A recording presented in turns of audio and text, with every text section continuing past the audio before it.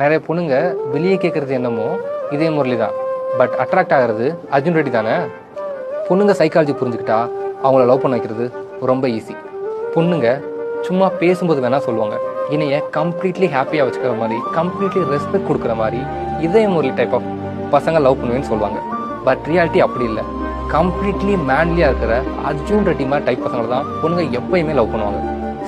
பொண்ணுங்க இருக்குன்னு ரகடு பாயை தான் லவ் பண்ணுவாங்க, சாக்லேட் பாயை லவ்வே பண்ண மாட்டாங்க. நான் சொல்ல வரல.